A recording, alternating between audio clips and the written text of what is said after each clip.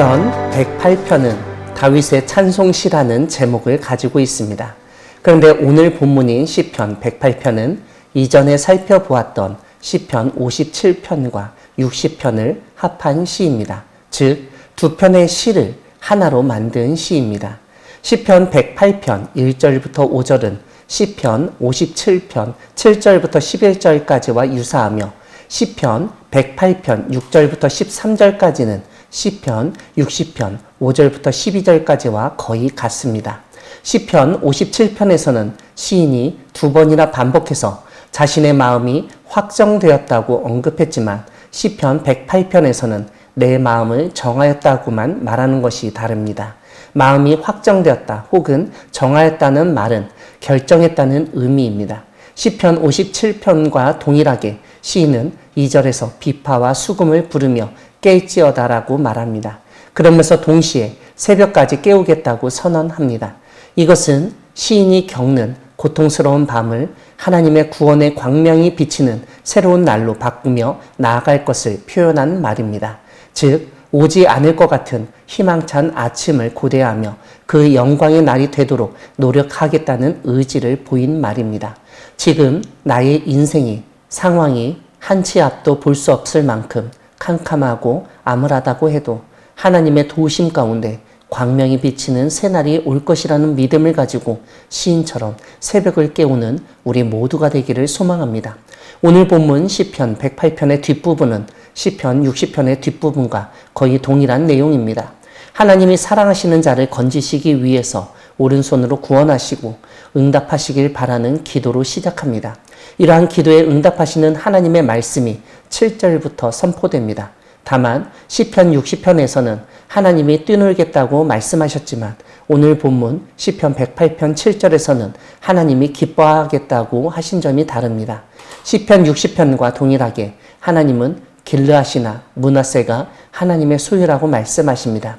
이와 함께 북쪽의 에브라임과 남쪽의 유다가 하나님의 투구이며 규라는 사실도 언급하십니다.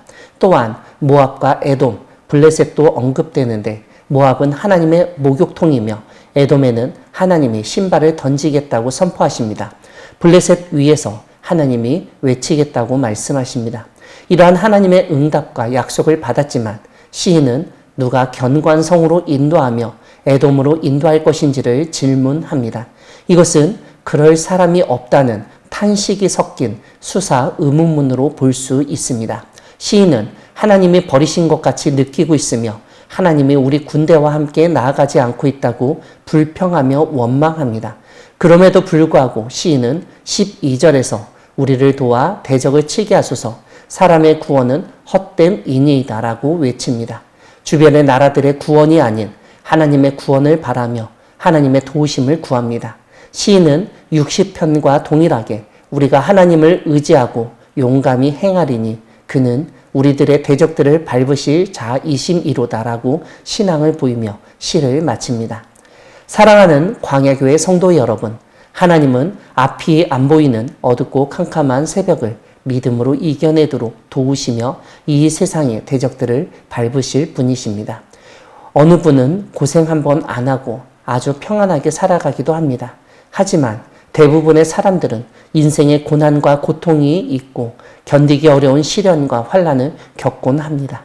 사람을 괴롭게 하고 힘들게 하는 일들은 그 사람의 인생을 암울하게 만들고 마치 어두운 밤처럼 앞을 바라보지 못하게 만듭니다. 하지만 그렇게 암울하고 어둡고 캄캄한 상황을 헤쳐나가기 위해서 우리에게 필요한 것은 하나님에 대한 신앙입니다.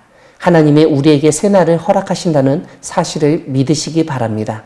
하나님이 비춰주시는 광명 가운데 영원히 지속될 것 같았던 캄캄한 밤은 어느새 지나가고 사라지게 될 것입니다.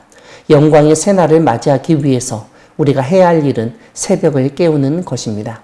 잠들어 있는 나의 영혼을 깨우고 주변 사람들을 깨우고 도래할 영광의 날을 함께 맞이해야 하겠습니다. 개인만 어려움을 겪는 것이 아니라 나라도 어려움을 당할 수 있습니다. 특별히 이스라엘과 비슷하게 지정학적으로 중요한 위치를 차지하고 있는 우리나라는 고대 이스라엘처럼 주변 국가들이 각자의 국익을 추구할 때 손해를 보고 피해를 당하게 되어 있습니다. 더구나 어느 국가 하나 우리 편을 들어주지 않고 한통속이 되어 우리를 배반하거나 희생당하도록 내버려 둘 수도 있습니다. 그러한 상황에서 우리는 절망해서는 안 되겠습니다. 심지어 하나님이 함께하지 않으시고 우리를 버리신 것처럼 느껴질 때에도 우리는 시편의 시인처럼 하나님께 도움을 구하며 기도해야 합니다. 그럴 때 하나님은 우리의 대적을 밟으시며 우리를 구원해 주실 것입니다. 오늘 시인이 고백하듯 우리는 사람을 의지하지 말고 하나님을 의지해야 합니다. 왜냐하면 사람의 구원은 헛되고 하나님만이 우리를 구원하실 수 있기 때문입니다. 고난과 환난으로 인해서 어려움을 겪을 때, 실패와 배신으로 인해 절망하게 될 때 시인이 고백하듯 하나님을 의지하고 용감히 행하는 우리 모두가 되기를 소망합니다. 아멘.